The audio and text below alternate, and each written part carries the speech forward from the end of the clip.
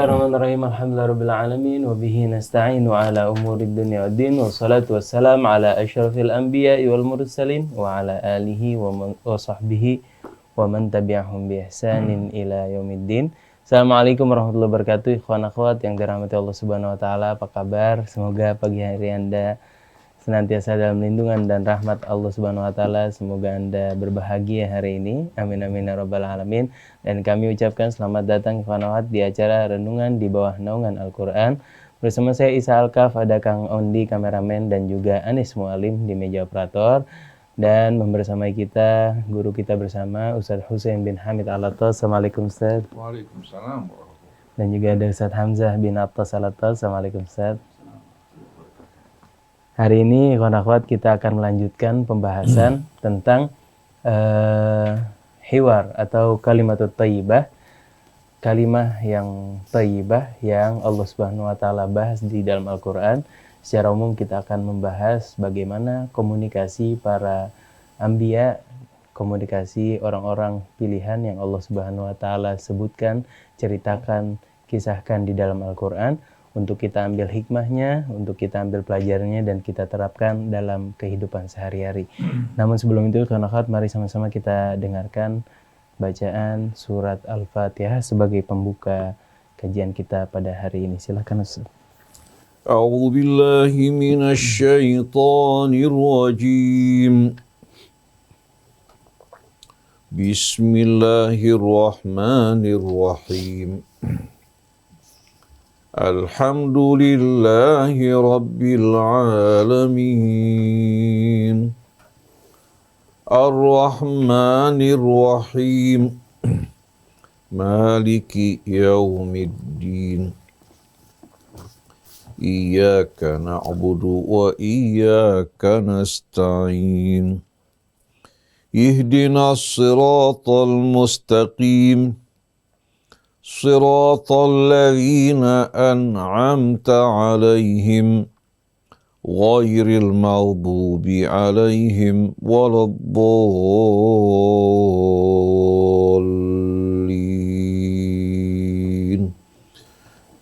Amin ya rabbal alamin. Semoga dari bacaan surat Al-Fatihah tadi Allah bukakan pintu rahmat buat kita, pintu hidayah, dan Allah senantiasa tetapkan hati kita tetap berada di jalan Allah Subhanahu wa taala yang lurus, bukan jalan orang-orang yang dimurkai ataupun yang disesatkan oleh Allah Subhanahu wa taala. Amin amin ya rabbal alamin. Kawan akhwat yang dirahmati Allah Subhanahu wa taala, hari ini kita akan melanjutkan pembahasan sempat seminggu lalu ya Ustaz. Kita bahas tentang bagaimana hiwar Nabi Ibrahim bersama pamannya. Masya Allah, bagaimana adabnya Nabi Ibrahim menghadapi pamannya yang bahkan mengancam beliau, bahkan mengusir Nabi Ibrahim alaihissalam, menghadapi ancaman dan dibalas dengan nasihat, dibalas dengan lembut, dibalas dengan komunikasi yang sangat baik yang bisa kita terapkan di dalam kehidupan sehari-hari.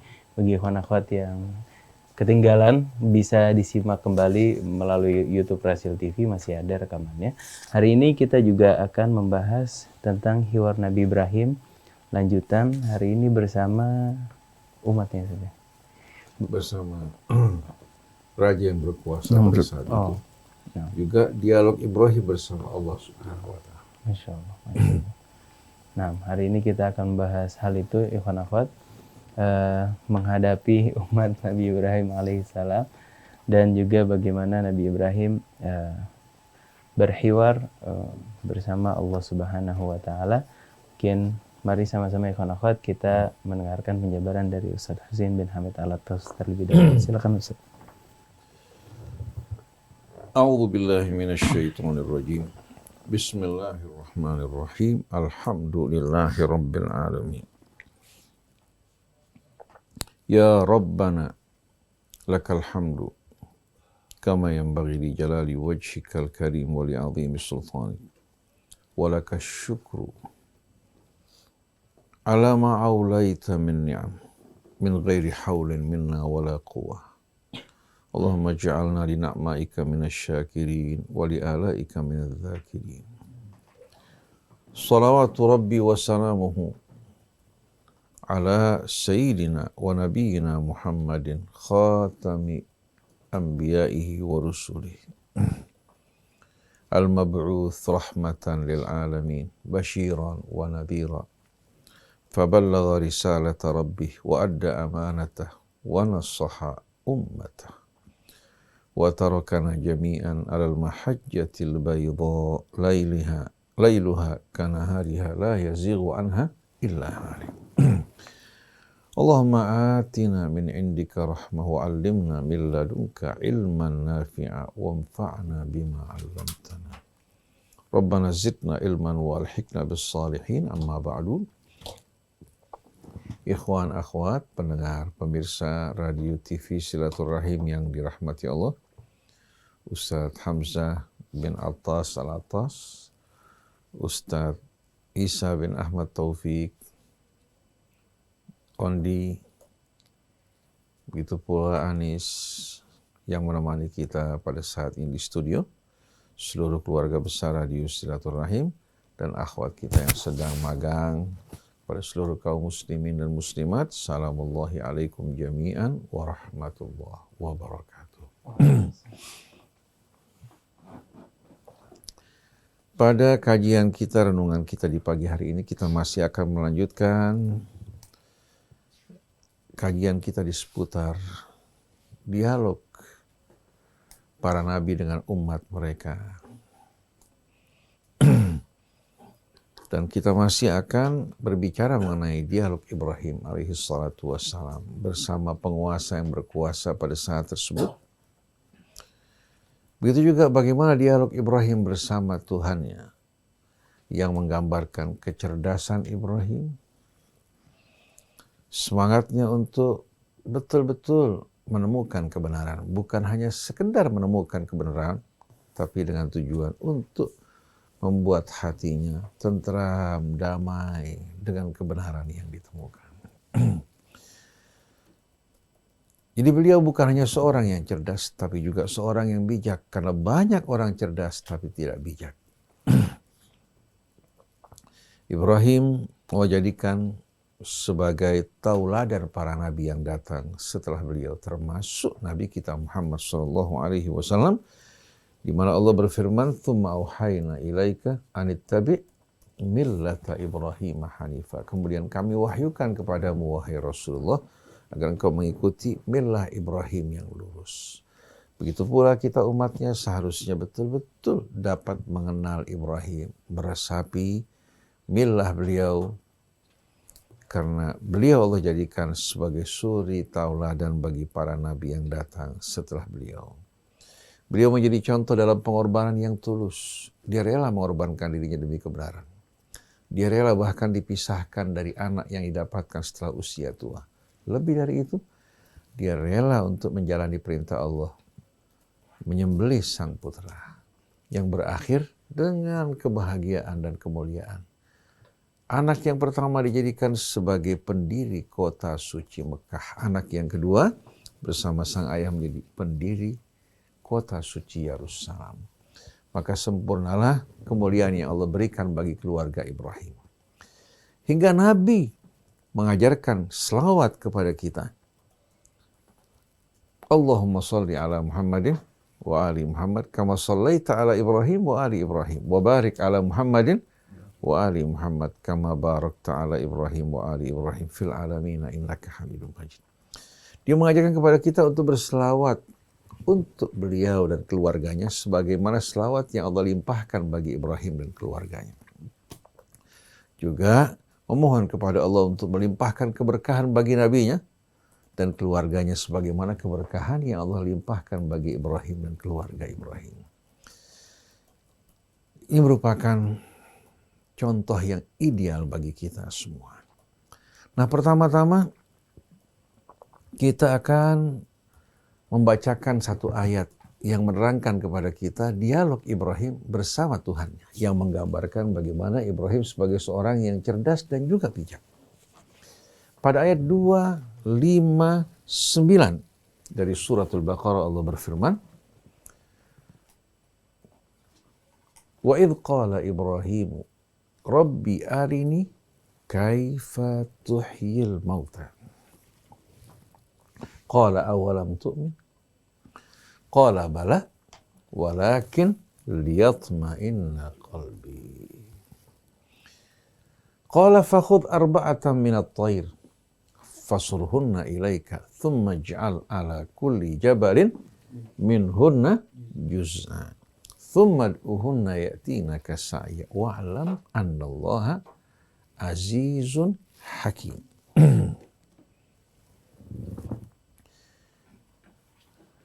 Wa idh qala Ibrahim, sebagaimana yang sering kita terangkan apabila ada kata idh yang menjelaskan keterangan waktu yang silam, di mana Nabi sendiri tidak mengalami kejadian tersebut, berarti ini merupakan kabar yang dikabarkan Allah.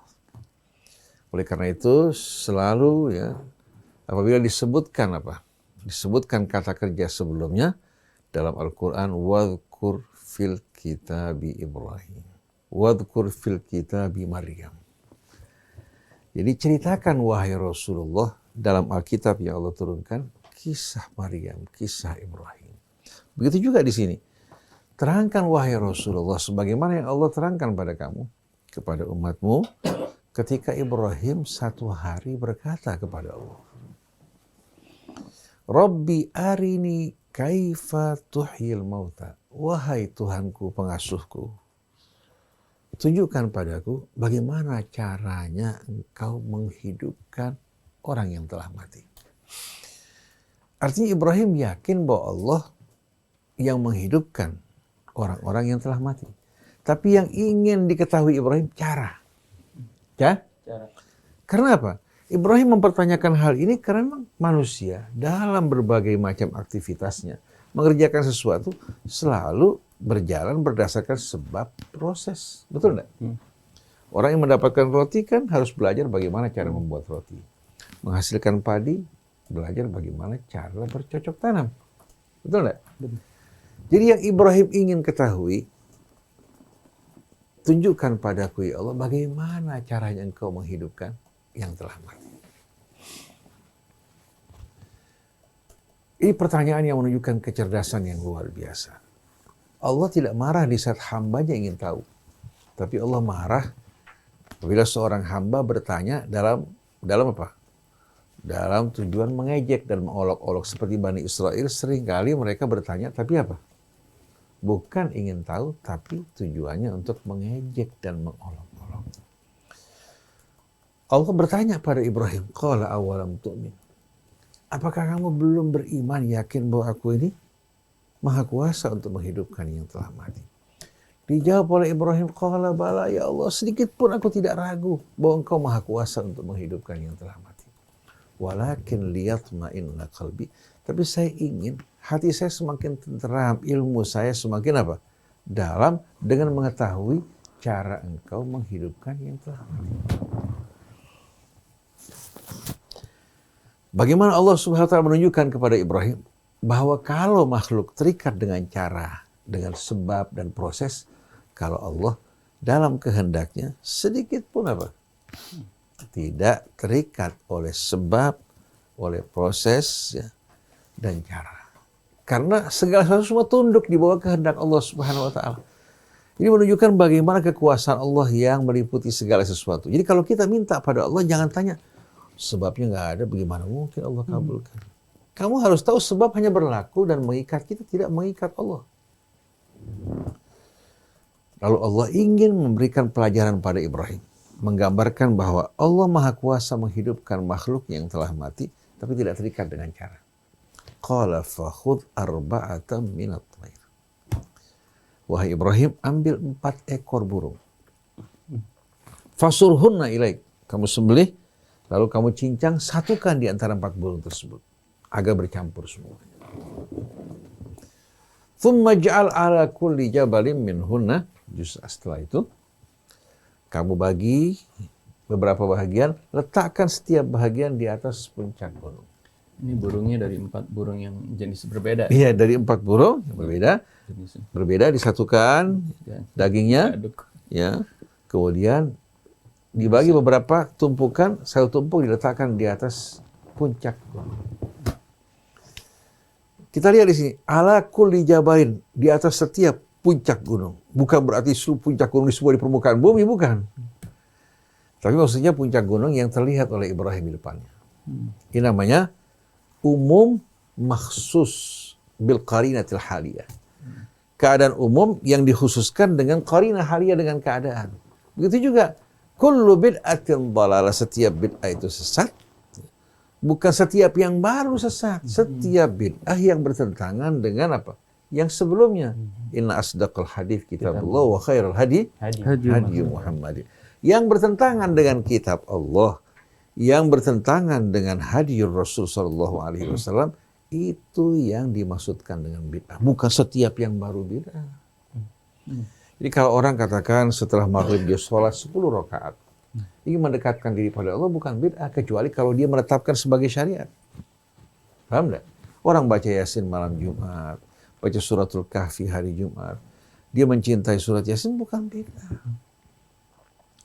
Sholat, ya, katakan mengikuti tuntunan Rasulullah SAW dengan takbiratul ihram, dengan qiyamnya, ruku, sujudnya. Kalau dia merubah yang tadinya sujud ke depan, sujudnya ke belakang, itu bid'ah.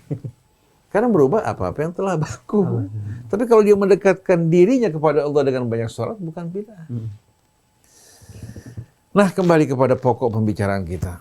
Kemudian letakkan di atas setiap bukit, ya, apa? Juz'a, sebahagian dari burung yang telah apa?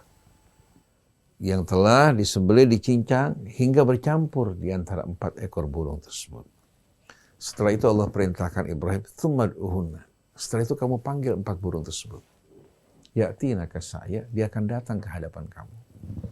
Ibrahim menyaksikan bagaimana ketika Ibrahim memanggil burung tersebut, daging yang tadinya telah bercampur, berterbangan, setiap bahagian, ya, bercampur dengan apa?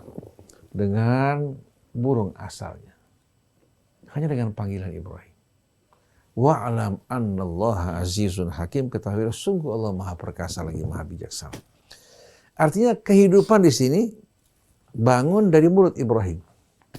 Kemudian tanpa proses, daging-daging yang telah berserakan bercampur menyatu dengan tubuh asalnya. Tanpa ada kekeliruan. Kira-kira pada apa? Pada contoh ini terlihat gak cara dan proses? Dari sini Allah ingatkan, wahai Ibrahim, Allah ini maha perkasa. Tidak tunduk kepada aturan sebab yang dibuat. Kalau dia terikat dengan sebab aturan yang dibuat, dia tidak maha perkasa. Biasanya yang perkasa ini selalu berbuat aniaya. Kalau orang udah mulai kuat sedikit, tadinya lemah, lembek, ya, pelatat pelitut, begitu berkuasa, seperti pepatah Arab, tamaskana, falamma tamakkana tafar'ana. Tadinya melas-melas, begitu mulai berkuasa, berubah jadi Fir'aun. Jadi ketika masih dalam keadaan lemah, belum berkuasa, belum kelihatan kekuasaannya, belum kelihatan Fir'aunnya. Jadi tamaskana, falamma tamakkana tafar'an. Nah, banyak kita jumpai pemimpin-pemimpin yang seperti ini.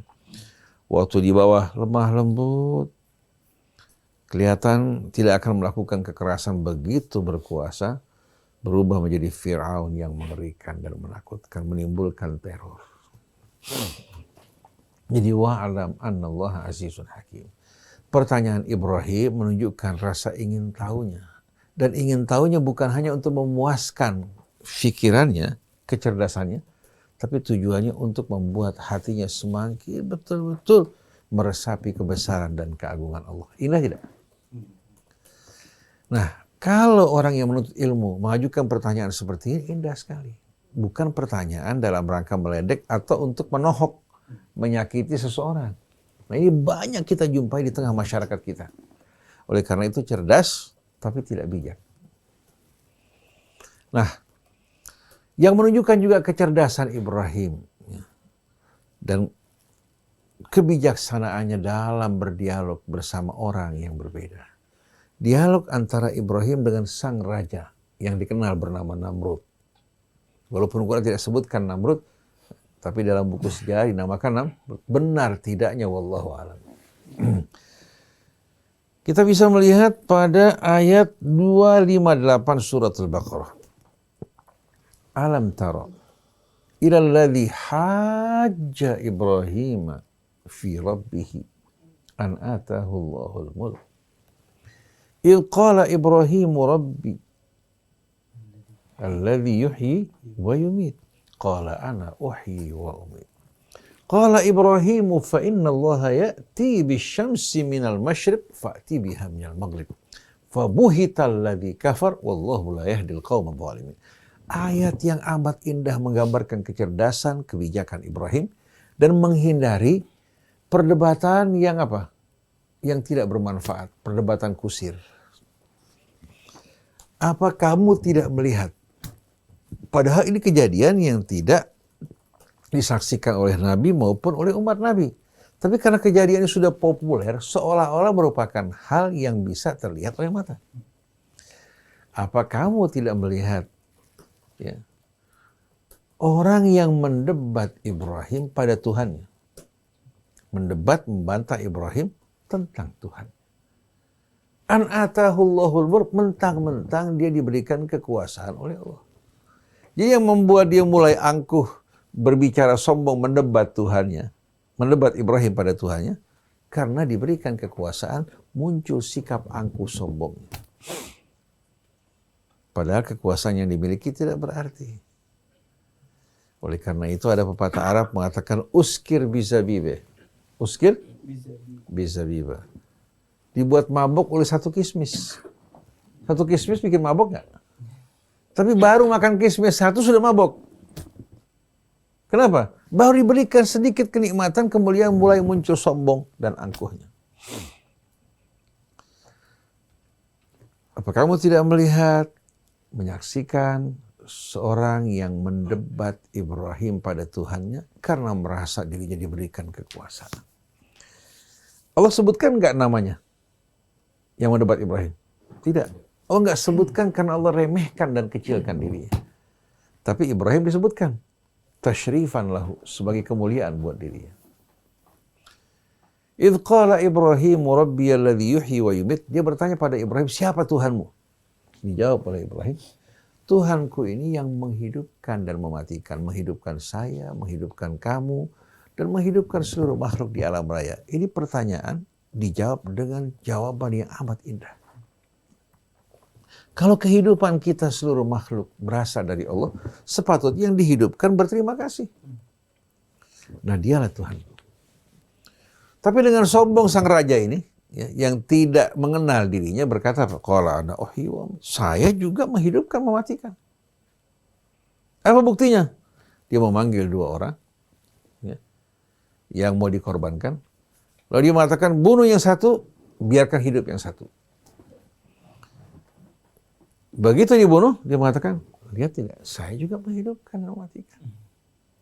Kalau Ibrahim berdebat bersama raja ini, dengan mengikuti logikanya, terjadi perdebatan kusir. Kalau Ibrahim mengatakan, kamu tidak menghidupkan. Betul tidak?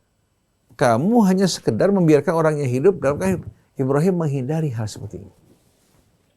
Dia tahu ini raja, bangsa tipe-tipe raja yang mokong, kepala batu. Kalau diladeni hanya membuat yang berdebat dengan diri yang sakit kepala. Karena semua penyakit ada obatnya kecuali kepala batu. Akan membuat sakit orang yang berusaha mengobatinya. Oleh karena itu Ibrahim menghindar dari perdebatan yang tidak bermanfaat. Ibrahim mengatakan apa? Qala Ibrahimu fa inna Allah ya'ti bisyamsi minal masyriqi fa'ti biha minal maghrib. Ibrahim berkata, Tuhanku, ya, menerbitkan matahari dari timur, menenggelamkan di barat. Fa'ti biha minal maghrib. Sekarang kalau kamu merasa diri kamu kuasa, balik agar matahari terbit dari barat. Ini nggak mungkin dia bisa lawan kan? Fabuhita ladzi. Kata buhita itu langsung dia bungkam dalam keadaan terpaku, tidak berdaya. Mabhut. Langsung bungkamlah, ya, orang tersebut.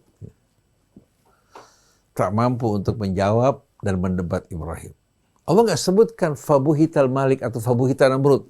Tapi fabuhital ladzi kafar. Bungkamlah orang yang kafir. Allah nggak sebutkan namanya sebagai tahqiran min sya'nih. Merendahkan diri. Tapi kalau Ibrahim, alam tara ilal ladzi hajja Ibrahim fi rabbih.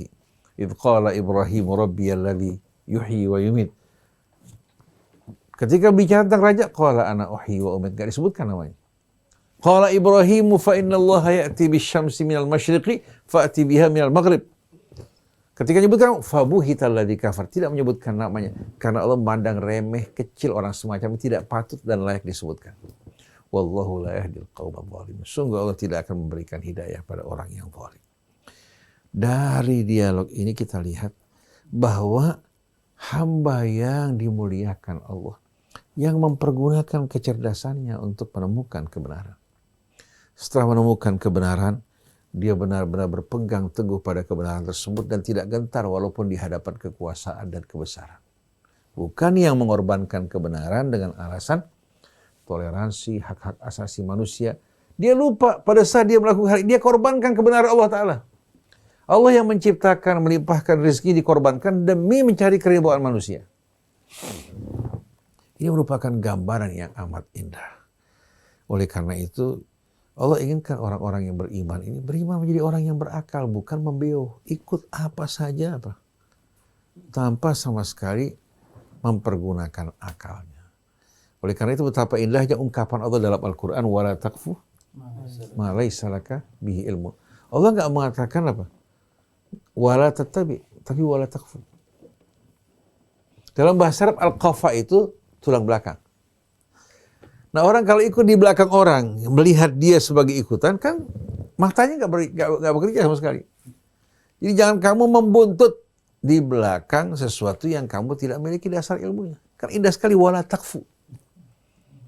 Wala taqfu. Nggak mengatakan wala tattabi, tapi wala taqfu. Jangan kamu membuntut, membonceng ya, di belakang sesuatu yang kamu tidak ketahui dasar ilmunya. Jadi kalau kita ikuti sesuatu, karena ikuti orang tua, ikuti fulan dan fulan, tanpa dasar kebenaran, Allah bakal bertanya, bukankah Allah tinggalkan kamu dalam keadaan terang benderang sebagaimana Rasulullah mengatakan, taraka alal mahajjatil baydha. Allah tinggalkan kita di atas jalan yang putih terang sampai malamnya seperti siang. Lalu apa yang membuat agama tidak jelas? Yang membuat agama tidak jelas kita ini. Yang menjauhkan kita dari kitab Allah dan tuntunan Rasulnya, akhirnya agama menjadi sesuatu yang berat, membingungkan. Padahal kalau kembali pada kitab Allah sederhana. Mau bicara apa saja kembali pada kitab Allah jelas. Mereka mengatakan tidak, kita nggak bisa menafsirkan Quran langsung. Harus kembali pada para ulama. Kalau gitu Qurannya ulama. Ulama disesuaikan benar tidak benarnya dengan Al-Quran. Karena dia ukuran. Sedangkan manusia makhluk yang diukur dengan kebenaran yang datang dari Allah. Nah, ini perlu menjadi pelajaran buat kita. Yang mengingatkan kita hamba yang diinginkan Allah. Bukan hanya orang yang beriman, tapi yang beriman atas dasar ilmu. Hingga Allah mengatakan apa? Yarfa'illahu alladhina amanu minkum walladhina utul ilma darajat. Allah akan mengangkat orang yang beriman dari kalian dan orang yang diberikan ilmu darajat. Perbedaannya amat jauh antara orang yang berilmu dan tidak. Allah sebutkan innama yakhsyallaha min ibadihil, yang benar-benar takut pada Allah orang yang berilmu. Oleh karena itu ayat pertama yang turun dalam Al-Quran, Iqra bismi rabbikal ladzi khalaq. Bacalah dengan nama Tuhanmu yang mencipta. Tapi sekarang kita lihat umat Islam justru memasukkan akalnya ke dalam lemari, lalu beragama tanpa sama sekali menggunakan akal sebagai tolok ukur. Padahal Quran tujuannya menerangi akal. Tapi akalnya dihilangkan. Akhirnya walaupun cahaya Quran terang benderang, sama dengan orang yang menutup matanya pada siang hari. Wallahu a'lam. Ustaz Hamzah insyaallah akan menyempurnakan. Bismillahirrahmanirrahim. Alhamdulillahirabbil alamin. Allahumma shalli wa sallim ala sayyidina Muhammadin wa ala ali sayyidina Muhammad. Subhanallah, kita dengarkan bagaimana indahnya tuntunan Allah Subhanahu wa taala melalui Al-Qur'an ini di dalam memaparkan hujjah-hujjahnya yang dicontohkan dalam hujjah tadi, dalam dialog Nabi Allah Ibrahim kepada kaumnya, kepada raja yang berkuasa dengan menggunakan hujjah yang sangat jelas yang mematahkan hujjah lawan bicaranya tersebut. Sungguhnya hiwar di dalam Al-Quran ini adalah merupakan gambaran kepada kita untuk bagaimana kita menerangkan agama Allah ini kepada masyarakat. Allah Subhanahu wa taala sudah gambarkan contoh-contohnya. Disebutkan sampai bagaimana ketika Allah Subhanahu wa taala mau menciptakan Nabi Allah Adam alaihissalam sebagai khalifah di muka bumi ini, Allah terangkan kepada malaikat, dan para malaikat yang kita ketahui adalah mereka adalah hamba-hamba Allah yang taat, yang tidak pernah membantah perintah Allah Subhanahu wa taala. Ketika diperintahkan mereka senantiasa taat. Mereka ini ketika diberitahukan bahwasanya Allah Subhanahu wa taala akan menciptakan seorang khalifah di muka bumi. Kemudian di sana Allah berikan contoh bagaimana kemudian malaikat bertanya kepada Allah Subhanahu wa taala. Terjadi dialog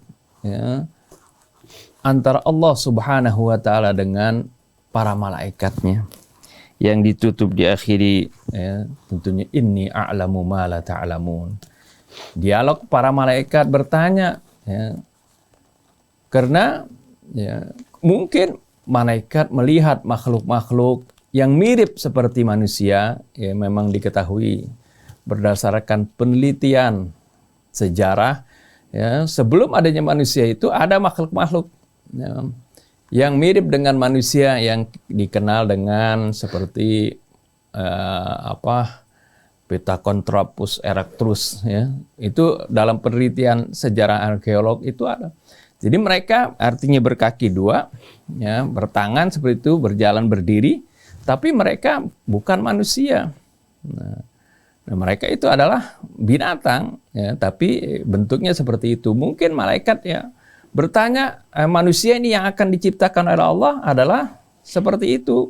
Dalam arti maksudnya memiliki kaki dan tangan dengan sifat-sifat yang Allah Subhanahu wa taala sebutkan, sehingga malaikat bertanya, mungkin mereka itu akan menumpahkan darah di muka bumi. Kenapa kau jadikan mereka menjadi khalifah? Ternyata Allah Subhanahu wa taala kemudian memberikan argumennya, menjelaskan bagaimana keistimewaan makhluk yang Allah akan ciptakan ini, yaitu Nabi Allah Adam, yang berbeda dengan makhluk yang mereka lihat, yaitu binatang-binatang yang mereka prediksi akan saling menumpahkan darah seperti itu. Allah Subhanahu wa taala jelaskan dengan memberikan bukti kepada mereka. Ini adalah salah satu contoh. Kemudian yang tadi bagaimana Allah Subhanahu wa taala juga menjawab, memenuhi permintaan Nabi Allah Ibrahim. Ketika Nabi Allah Ibrahim bertanya bagaimana caranya Allah Subhanahu wa taala menciptakan, menghidupkan orang yang sudah mati. Lalu diperintahkan oleh Allah Subhanahu wa taala, dijelaskan bagaimana tadi sudah dijelaskan kekuasaan Allah di dalam menciptakan sesuatu yang asalnya makhluk hidup yang kemudian sudah mati dan hancur, bahkan dicincang, diaduk satu sama lain. Tapi bagaimana itu semuanya bersatu menjadi bersatu kembali sesuai dengan kekuasaan Allah Subhanahu wa taala. Hal ini pun pernah ditanyakan oleh para pembesar Quraisy kepada Nabi kita Muhammad sallallahu alaihi wasallam tentang bagaimana Allah Subhanahu wa taala itu mampu menghidupkan makhluk yang sudah mati, yang sudah menjadi bangkai, menjadi tulang belulang yang hancur lebur. Bahkan mereka ambil contoh, mereka ambil tengkorak manusia yang sudah lapuk, kemudian mereka remes-remes di hadapan Nabi, menjadi debu, menjadi abu. Mereka mengatakan, "May yuhyil 'idhama wa hiya ramim wa daraba lana mathalan wa nasiya khalqah." Dalam surah Yasin diterangkan. Wa daraba lana mathalan wa nasiya khalqah. Dia memberikan perumpamaan dengan mengambil tadi tulang belulang yang sudah lapuk, kemudian diremas menjadi abu, dengan mengatakan siapa yang akan menghidupkan tulang belulang yang sudah hancur ini. may yuhyil idhama wa hiya ramim. Siapa yang akan menghidupkan tulang belulang ini, dia yang sedangkan dia sudah hancur lebur. Allah Subhanahu wa taala memberikan jawaban, ya, yang memerintahkan kepada nabinya untuk menjawab mereka. Qul yuhyiha alladhi ansha'aha awwala marratin wa huwa bikulli syai'in alim. Katakanlah ya Rasulullah, ya, bahwasanya yang akan menghidupkan adalah zat yang telah menciptakannya pertama kali. Dan ini adalah merupakan bagaimana pertanyaan mereka dijawab, ya, dengan hujah, dengan bukti bahwasanya Allah, ya, telah menciptakan mereka yang asalnya tidak ada. Ya. Kemudian menghidupkan lagi yang pernah diciptakan, maka itu tentunya secara logika itu lebih mudah dari menciptakan sesuatu yang asalnya tidak ada. Nah, hal-hal inilah yang banyak sekali Allah Subhanahu wa taala sebutkan di dalam Al-Qur'an ini tentang bagaimana hiwar di dalam Al-Qur'an. Ini penting, ya, bagi kita untuk mengetahuinya, ya, di dalam kita berdakwah, kita menyampaikan risalah yang dibawa oleh Nabi kita Muhammad sallallahu alaihi wasallam berdasarkan hiwar tadi. Karena dengan hiwar, ya, adalah merupakan adanya jembatan bagaimana kita menyampaikan sesuatu yang benar kepada orang lain. Bukan itu saja, dengan hiwar kita bisa tahu apa yang ada di hati setiap orang yang kita ajak berbicara. Ya. Dengan adanya hiwar juga baik, ini adalah contoh bagaimana hiwar terhadap orang-orang yang menentang tentang adanya hari kebangkitan, tidak beriman kepada Allah Subhanahu wa taala dan seterusnya. Di dalam Al-Qur'an banyak sekali hiwar-hiwar yang lain yang Allah Subhanahu wa taala sebutkan, baik itu terhadap orang yang tidak beriman kepada Allah Subhanahu wa taala maupun hiwar di antara para rasul dengan para sahabatnya. Ya. Maka itu semuanya adalah merupakan gambaran tentang bagaimana agama Allah ini disampaikan dan bagaimana setiap manusia itu diajak, ya, berbicara untuk supaya akan terjadi jembatan kesepahaman, dan bahkan dengan adanya hiwar, ya, bisa terjadi kesepahaman antara beberapa pihak. Tidak seperti apa yang terjadi saat ini, bukan saja antar madhab, tapi di dalam satu madhab sendiri, ya, saling, ya, bergontok-gontokan karena tidak adanya hiwar di antara mereka untuk melihat, ya, bagaimana pandangan setiap pihak. Karena setiap orang itu memiliki terkadang, ya, pemikiran yang berbeda-beda. Dengan adanya hiwar, apalagi kemudian berhujjah kepada hujjah yang pasti, Al-Quranul Karim, maka insya Allah akan ditemukan titik temu, ya, di antara terutamanya adalah kaum muslimin, ya, semuanya, sehingga akan terjadi persatuan di dalam perjuangan ini. Nah, ini saja mungkin yang dapat saya sampaikan. Insya Allah nanti juga kita akan lihat lagi contoh-contoh lain dalam bentuk-bentuk yang lain yang diungkapkan oleh Allah Subhanahu wa taala dalam Al-Qur'an. Wallahu a'lam. Masyaallah, jazakumullah khairan jazaa Ustaz Hamzah. Jadi dari dua dialog tadi kita belajar bahwa sebenarnya bertanya untuk mengetahui itu bukan hal yang dilarang Ustaz, ya. Kadang-kadang ada guru yang kalau muridnya bertanya, kamu nih banyak nanya. Dengerin aja. Kadang-kadang juga ada pertanyaan yang dianggap dalam tanda kutip kurang ajar, atau pertanyaan yang dalam tanda kutip ofensif dan menyerang. Itu membedakannya bagaimana, Ustaz?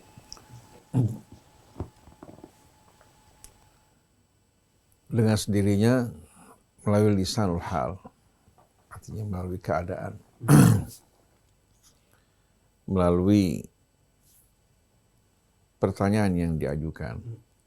Sebetulnya audiens, termasuk yang ditanya, juga bisa mengetahui bahwa ini orang bertanya dengan tulus, mencari kebenaran, apa seperti pertanyaan yang diungkapkan oleh Bani Israel ketika Nabi Musa diperintahkan Allah untuk menyampaikan kepada mereka agar menyembelih seekor sapi. Mereka mengatakan, apa kamu bermain-main bersama kami? Menjadikan kami permainan. Karena apa? Karena yang mereka tanyakan adalah pembunuh yang membunuh salah seorang dari saudara mereka. Lalu untuk menemukannya, Allah bilang, sembelih seekor sapi. Nah, kelihatannya mereka menganggap Musa ini bermain-main bersama mereka. Dia mengatakan, A'udzubillahi an akuna minal jahilin. Aku berlindung pada Allah untuk tergolong dari orang-orang yang bodoh, ya, menjadikan hal ini sebagai permainan. Lalu mereka mengajukan pertanyaan, qalu ulana rabbaka yubayyin lana ma hi. Dari pertanyaan kelihatan bagaimana mereka tidak sopan. Tanya pada Tuhanmu. Memangnya Tuhan Nabi Musa aja? Mestikan mereka mengatakan, coba tanya kepada Allah Tuhan kami. Enggak, tanya pada Tuhanmu. Ini pertanyaan yang penuh dengan hormat, apa ejekan? Ejekan. Tanya pada Tuhanmu, sapi apa yang sebenarnya diinginkan? Musa dengan sabar menjawab mereka. Sesuai dengan pertanyaan mereka, Allah jawab. Akhirnya memberatkan mereka. Qala innahu yaqulu innaha baqaratun la faridun wala bikrun awanum baina dhalik. Faf'alu ma tu'maru. Allah mengatakan bahwa yang Allah kehendaki adalah seekor sapi. La faridun wala bikr. Tidak apa? Tidak tua, enggak muda, pertengahan. Awanum baina dhalik. Lakukanlah apa yang Allah perintahkan pada kalian. Kalau mereka jalankan kan sapi mana saja yang mereka temukan. Enggak tua, enggak muda. Enggak tua, enggak muda cukup kan? Tapi mereka mencari kesulitan. Qalu ulana rabbaka yubayyin lana ma launuha. Mereka bertanya yang Allah kehendaki warnanya apa. Qala innahu yaqulu innaha baqaratun safra'u faqi'un launuha tasurrun nadhirin. Yang Allah kehendaki seekor sapi yang warnanya kuning, ya, cerah, yang membuat orang yang memandangnya bergembira. Ini membuat kriteria sapi semakin sempit, tapi semakin tinggi harganya dong. Kalau tadinya kan pertama sapi apa aja cukup. Qalu ud'u lana rabbaka yubayyin lana ma hiya innal baqara tashabaha alaina wa inna insyaallah la muhtadun. Mereka mengatakan, coba tegaskan untuk kami sapinya yang bagaimana, karena dia agak samar bagi kami. Tashabaha alaina. Insyaallah kami akan berada dalam petunjuk, bisa dijelaskan lebih jelas. Akhirnya Allah persempit lagi. Qala innahu yaqulu innaha baqaratun la dhalulun tuthiru arda wa la tasqil hartha musallamatun la syiyata fiha. Allah menjawab, sapi yang Allah kehendaki la dhalulun, yang tidak sama sekali dipergunakan untuk membajak ataupun untuk mengambil air. Dalam keadaan betul-betul musallamatun, nggak ada cacatnya sama sekali, nggak ada sama sekali warnanya cerah kuning, dalam keadaan tidak terdapat cacat dan warnanya. Musallamatun la syiyata fiha. Setelah dipersulit baru mereka menjawab, qaul ala ji'ta bil haqqi fadhabahuhu ma kadu yaf'alun. Sekarang baru kamu datang dengan hak. Ini sebelumnya dianggap Musa apa? Main-main. Kemudian mereka mengatakan Tuhanmu. Ini jelas-jelasan mereka mencari pemukulan, kesulitan buat diri sendiri. Akhirnya mereka harus beli sapi tersebut dengan harga yang cukup mahal. Dan harganya cukup mahal. Wa maka diyaf'alun. Wa maka hampir mereka nggak laksanakan. Karena saking sulitnya. Nah, ini jelas-jelasan pertanyaan seperti ini menunjukkan bahwa mereka tidak hormat kepada Nabi Musa. Jangankan pada Allah pun mereka nggak hormat. Seperti dalam surat Al-Maidah juga. Ketika Allah perintahkan mereka untuk berperang, berjuang, merebut Yerusalem, kota suci yang ditinggalkan oleh kakek mereka Ibrahim. Jawab mereka apa? Qalu ya Musa, inna fiha qauman jabbarin wa inna nadkhulaha hatta yakhruju minha fa in yakhruju minha fa inna dakhilun. Wahai Musa, sekali-kali kami tidak akan masuk ke dalam kota suci, di dalamnya terdapat orang-orang yang kuat dan jabbar. Kemudian apa? Kalau seandainya mereka keluar, baru kami akan masuk. Jadi mereka ingin dapat sesuatu secara instan tanpa perjuangan. Qala rajulani minal ladzina yakhafuna an'amallahu alaihim adkhulu alaihimul bab. Fa idza dakhaltumuhu fa innakum ghalibun. Dua orang yang Allah limpahkan kenikmatan atas mereka, bisa aja Musa dan Harun. berkata pada mereka, masuk ke dalam kota. Kalau kalian masuk, dijamin kalian akan meraih kemenangan. Apa jawab mereka? Qalu ya Musa, inna lan nadkhulaha abadan ma damu fiha. Wahai Musa, sekali-kali selamanya kami tidak akan masuk ke dalamnya selagi mereka masih dalam. Fadhhab anta wa rabbuka faqatila inna hahuna qaidun. Pergilah kamu bersama Tuhanmu perang, ya. Kita nunggu di sini. Ini berbicara kepada Nabi Musa yang menyelamatkan mereka dari buruan Fir'aun, membebaskan mereka dari perbudakan. Mereka bukan bersyukur, malah marah kepada Nabi Musa, kenapa dari budak dibebaskan. Mereka sudah menikmati perbudakan. Mereka mengatakan, pergi bersama Tuhan berperang, kami nunggu di sini. Ini mental budak. Akhirnya Nabi Musa mengatakan, qala rabbi inni la amliku illa nafsi wa akhi, wahai Tuhanku, aku tidak memiliki kecuali apa? Saudaraku dan jiwaku nih. Fafruq bainana wa bainal qaumil fasiqin. Maka pisahkan antara kami dan orang-orang yang fasik. Allah menjawab, qala fa innaha muharramatun alaihim arba'ina sanah yatihuna fil ardi fala ta'sal qaumil fasiqin. Allah tetapkan ketapannya bahwa Yerusalem diharamkan atas mereka selama 40 tahun.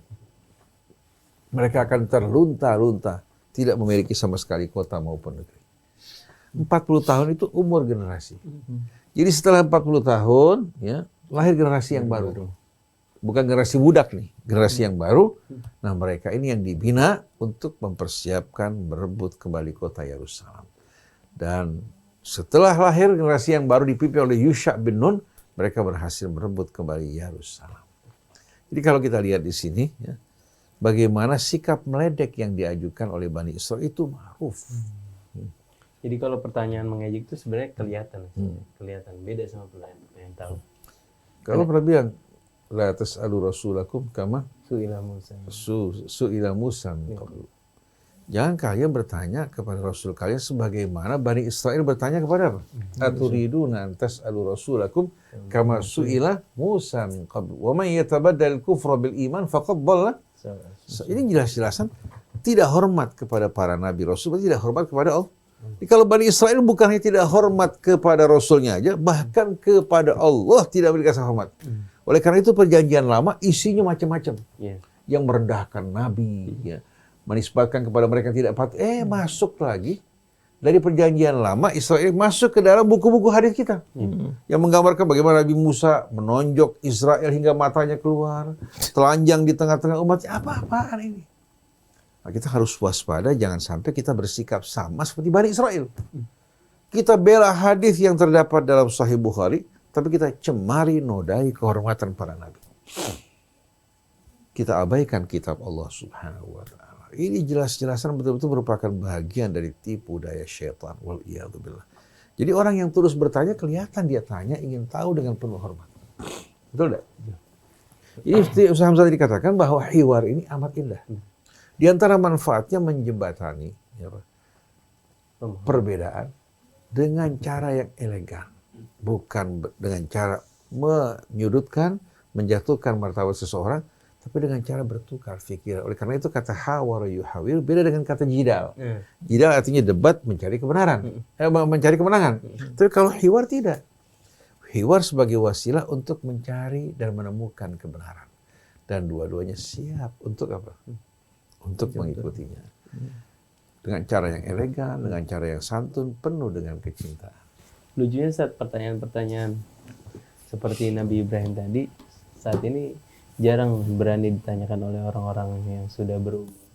Malah muncul dari anak-anak kecil yang hatinya masih bersih, yang rasa keingintahuannya masih, dan kerap kali dimatikan mentalnya oleh orang tuanya sendiri. Kenapa? Sebabnya apa? Karena budaya sebelumnya mereka dipengaruhi oleh apa? Doktrin-doktrin yang mengingatkan mereka jangan banyak bertanya. Seperti Bani Israel bertanya kepada apa? Kepada nabi-nabi mereka. Mereka lupa menerangkan atau mungkin tidak tahu bahwa pertanyaan yang dilarang itu pertanyaan dengan tujuan meledek atau ingin apa? Menjatuhkan orang lain. Ada pun pertanyaan mencari kebenaran, Quran sebutkan kok. Bahkan yas'alunaka. Betul enggak? Iya. Iya. Jadi yang dilarang itu bukan pertanyaan yang bertujuan mencari karena Allah paling suka, bahkan menantang. Qul in kuntum fi raibin mimma nazzalna ala abdina fa'tu bi suratin min mithli. Qul la in jitama'atil insu wal jinnu ala an ya'tu bi mithli hadzal Qur'an la ya'tuna bi mithli walau kana ba'dhum li ba'din. Jadi Allah menantang. Tapi orang-orang kafir tidak menggunakan kekuatan logika dalam berdialog, yang digunakan logika kekuatan, membungkam. Nah, jangan ulama justru mengikuti apa? Mengikuti orang-orang kafir. Di saat nggak mampu menjawab, bukan mengatakan tunggu, ya saya akan cari atau bertanya pada yang lain, tapi dia bungkam. Di antara hal-hal yang menyesatkan Bani Israel, banyaknya mereka bertanya pada Nabi mereka. Maka jangan kamu bertanya. Sampai ada ucapan yang beredar di tengah-tengah ulama kita, dari sebahagian sufiah ya, bukan semuanya. Salim li ahlillahi fi kulli mushkilin ladaika ladaihim bil adillati wadhihu. Setiap muskilah, serahkan urusannya kepada ahlullah. Karena mereka dalam berbagai macam hal yang kamu tidak tahu, mereka memiliki dalil. Nah, kita hormati ahlullah. Kemudian kita juga dalam persoalan yang berhubungan dengan Allah Ta'ala, kita ingin tahu dasarnya apa. Jadi ahlullah ini, kalau betul-betul ahlullah harus memaparkan dalil.